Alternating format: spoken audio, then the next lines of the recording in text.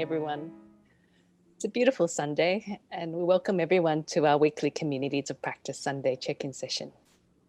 Thanks for joining us. My name's Priscilla Wong, and I'm a volunteer with the Communities of Practice team.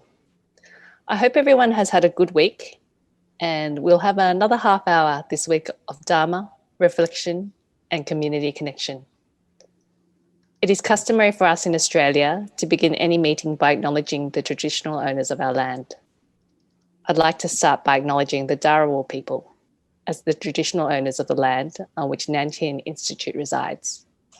I also acknowledge the traditional custodians of the various lands on which you all are, and I pay my respects to the elders past, present, and emerging. The check-in sessions have been developed by our volunteer Communities of Practice team and community. In 2018-19, we ran a number of community days, which many of you may have attended. And the purpose of those days was outlined above, guided by humanistic Buddhism to develop and cultivate our practice and friendships. Despite the challenges of COVID-19 and 2020, the practice is always continuing. And the purpose of today is exactly that. I'd now like to introduce Venerable Dr. Juewei, who is the founder of the Communities of Practice team and the Humanistic Buddhism Center at NTI, to guide this session. Thank you, Priscilla, for the introduction and auspicious greetings to everyone. Welcome to this sacred opportunity to develop a habit. And like all good habits, it takes practice. Research shows that it takes an average of 66 days to develop a habit. This is why we are running this check-in session for 3 months. The practice we are trying to inculcate is taking mini mindful pauses to reflect on the past week. Community reflection afterwards allows us to cultivate this practice of deep listening. So, let's start our mini pause practice now by relaxing our body from head to toe.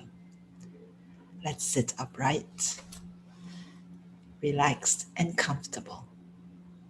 You may close your eyes and bring your attention to your forehead. Relax. Relax your eyes, facial muscles, your chin. Relax your neck muscles, shoulders. Bring your attention to your forearms. Relax your upper arms, lower arms, hands, and fingers. Allow all tensions to melt away.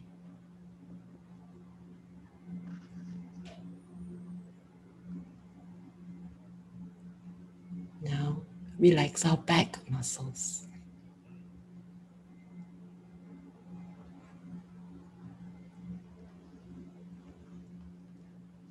Thigh muscles, calf muscles, feet and toes. Relax. Feel your entire body relaxing.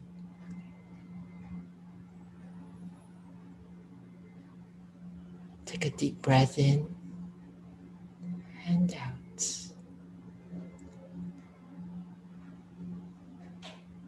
Gently bring your attention to the tip of your nose, where you can observe the air flowing in through your nostrils, filling up the body and out again through your nostrils. Feel your tensions melting away. We are now going to observe our breath. without control, no judgment, just observing for the next 1 minute.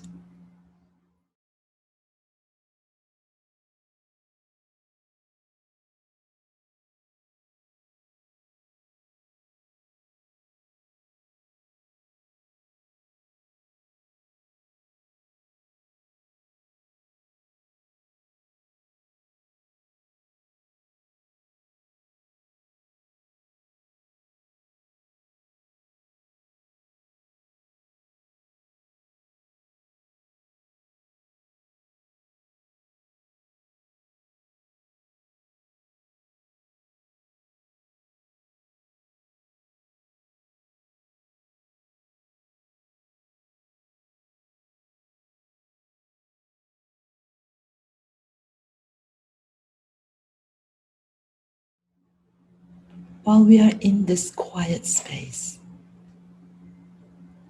let's recall an incident that has caused you to be sad or happy, fearful or agitated.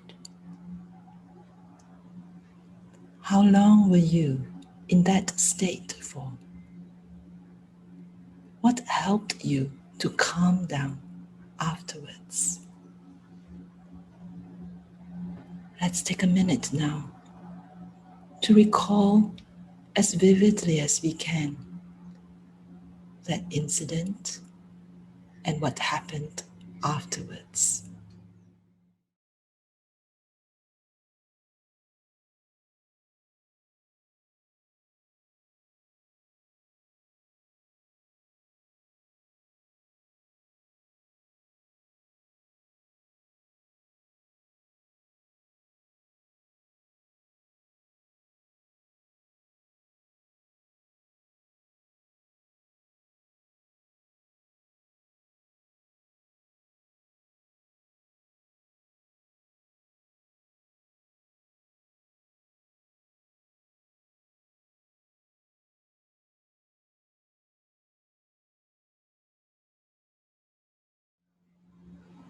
When you are ready, I'd like to invite you to gently return to the present moment and gently open your eyes. There is no hurry. Give your body its time that it needs. Over these 4 weeks, we are covering what's called the 4 sublime states or Brahma Viharas. These are what some people would call the ideal social attitudes. To be generous with kindness. When we see suffering, be compassionate. When we see good fortune, share sympathetic joy. But what if sad or joyful things happen to us? The Buddha teaches us impermanence and that this too shall pass. Hence, there is no need to be too sad or too joyful. Yes, we should still allow ourselves to grieve over losses and congratulate ourselves when successes befall us.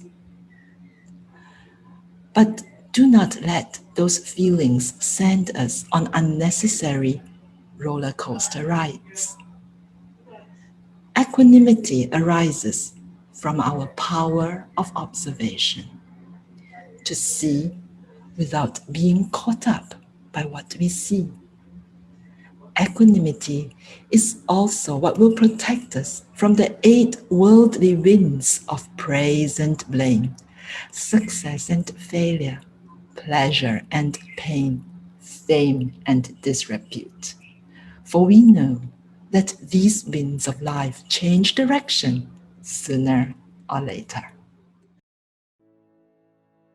Experience life fully, yes, with its ups and downs. Be patient and compassionate to everyone, no matter what happens to us. Thank you. What does it mean when so many different situations happen to us? Well, equanimity comes from the Latin word equanimitas, which comprises equal and mind, having an equal and non-attaching mind. Yes, that's the source of our compassion and joy. And with that, it brings around equanimity again. Yes, take a breath, take a breath. So not getting caught up. Thank you. Yes, not getting caught up with all the incidents that will happen to us and the emotions of joys and sadness, being in touch with our body and what happens during its ups and downs. Yes, very mindful to do so. Learning to accept everything very positively. Thank you. We do have the power to accept what we can't change and change what we can. How lovely. Yes.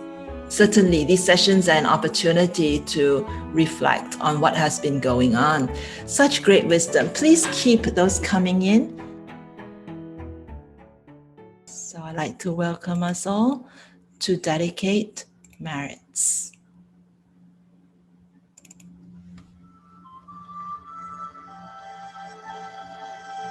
Let us now dedicate the goodness of what you have done to all living beings. May kindness, compassion, joy, and equanimity pervade all worlds. May we cherish and build affinities to benefit all beings. May Chan, Pure Land, and precepts inspire equality and patience. May our gratitude and humility give rise to great vows.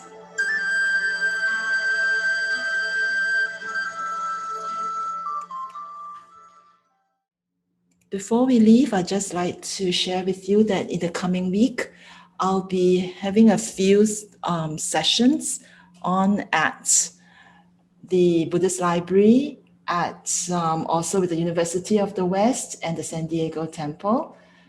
So if any of these are interesting to you, I'll be putting the registration links onto the chat a little later.